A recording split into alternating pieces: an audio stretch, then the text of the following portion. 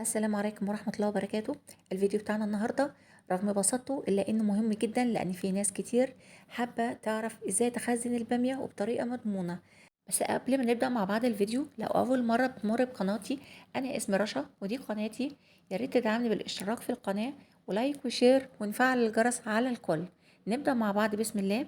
أنا النهاردة اشتريت البامية دي. أنا عارفة إن البامية غالية، بس البامية اللي أنا اشتريتها النهاردة دي جات صدفة. كان في بياع ومعاه شروة بامية زي ما بيقولوا، وعاوز يروح، فسألته بكام. هي عجبتني بصراحة. سألته بكام، قال لي لو هتاخديها على بعضها هكرمك فيها. وفعلا كان اللي معاه حوالي 8 كيلو، قلت له لا انا هاخد 6 كفاية.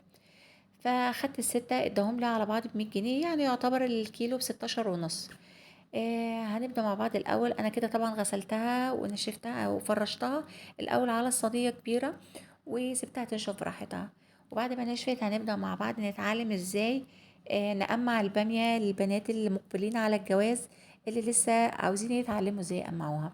أول حاجة بنمسك البامية، بنقمعها، بنمسكها من ناحية الراس من فوق. بندخل السكينة بالراحة، ما تحاوليش تجرحي البامية عشان وانتي بتسلقيها ما تتشربش مية وتبوظ. هناخد مع بعض واحدة كمان.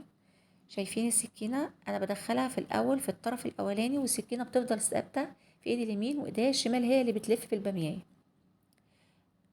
ناخد واحدة كمان برضو للتأكيد.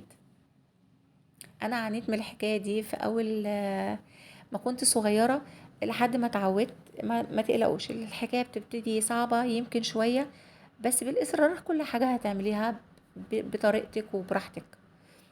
وادي واحدة كمان. الايد اليمين بتفضل ثابته بالسكينه، والايد الشمال هي اللي بتلف بالراحه عشان ما نجرحش الباميه. ناخد واحده كمان اخيره. دخلت السكينه بالراحه، شايفين، وايديا الشمال هي اللي بتلف كده. دي كانت اخر واحده معانا للتجربه.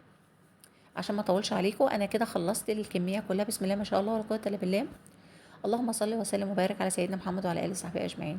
وهنا في طبق كبير ستانلس انا كنت حاطاه على النار. نزلت ب2 لتر ميه، وكل لتر ميه بتنزلي عليه بمعلقه سكر كبيره.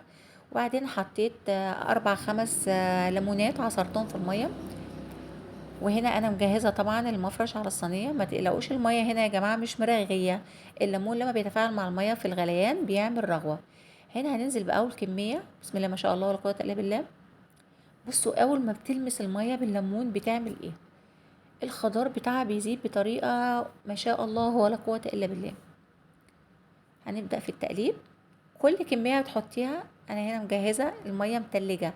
انا للاسف ما كانش عندي تلج، لاني ما كنتش مجهزه الحكايه دي، زي ما قلت لكم جت صدفه. فكان عندي الحمد لله ميه متلجه. هنا بسم الله ما شاء الله كل كميه بتحطيها بتاخد 3 دقايق تقريبا في الميه السخنه مع التقليب. بسم الله ما شاء الله الخضار عمال يزيد. وهنا بعد ما طلعتها من الميه السخنه حطيتها في الميه المتلجه. لازم تاخد صدمه ميه متلجه، لو عندك تلج يكون افضل. وهنا بعد ما شلتها من الميه المتلجه حطيتها على المفرش او الفوطه. فوطه قطن يا جماعه يا ريت. وتفرشوها وتسيبوها تبرد. دي كانت اول كميه. ادي تاني كميه. بصوا اول ما بتنزل في الميه بيحصل ايه. هي كانت غامقه نوعا ما، خضرها الطبيعي. اول ما بتنزل في الميه بالليمون خضرها بيزيد اكتر. 3 دقايق مش اكتر مع التقليب المستمر. اللهم صل وسلم وبارك على سيدنا محمد وعلى اله وصحبه اجمعين. ودي كانت تاني كميه. الخضار زاد ازاي يا جماعه. طول ما انت واقفه صلي على النبي في قلبك كده عشان حاجتك تطلع جميله وزي الفل عليه الصلاه والسلام. مع التقليب. ودي كانت تاني كميه يا جماعه بعد ما شلتها من الميه المتلجه. وبنبه لتاني مرة، انا ما كنتش مجهزة لها نهائي.